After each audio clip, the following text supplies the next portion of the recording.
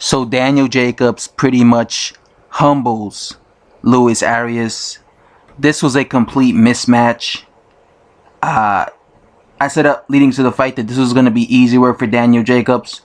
I saw a couple of people saying that this was going to be a competitive fight. There's levels in boxing, and Daniel Jacobs just showed you why people say there's levels in boxing. I didn't give Luis Arias a single round. If you look at any of my videos leading up to this fight, I've said several times, Luis Arias is too green and he's not as good as Daniel Jacobs.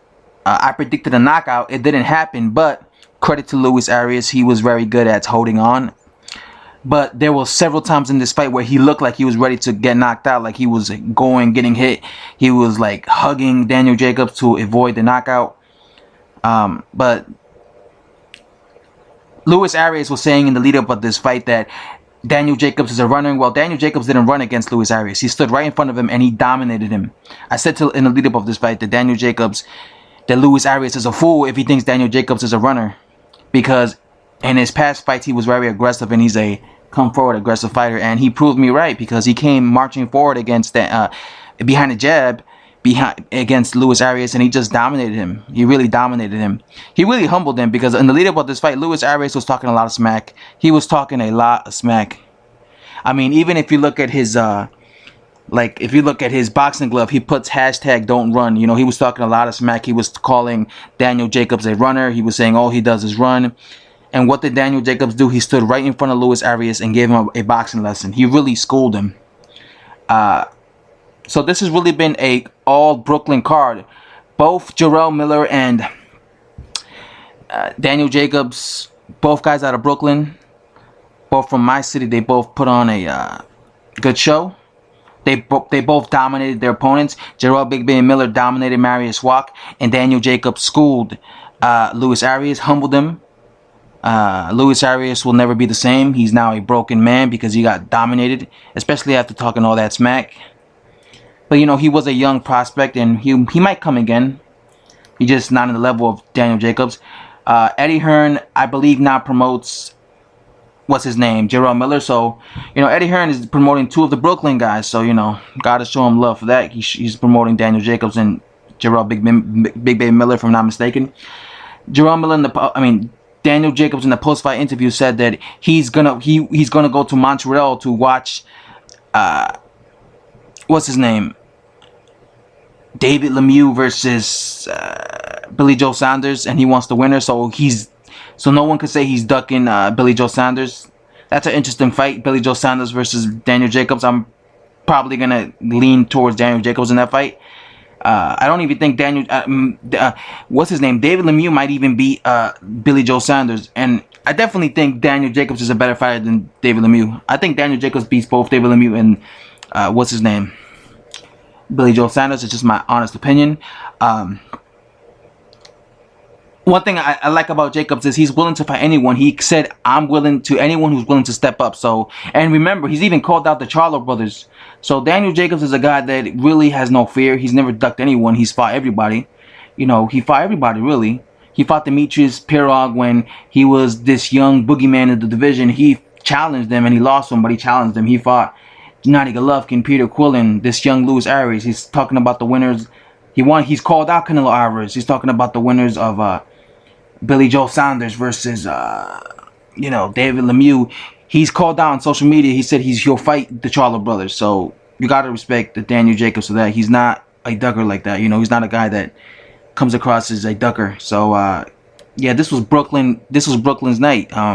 Daniel Jacobs exposed Luis Arias, made him look like a fool, schooled him, really embarrassed him. He humbled him. He gave him a big humble pie, and he made Luis Arias realize that there's levels in boxing.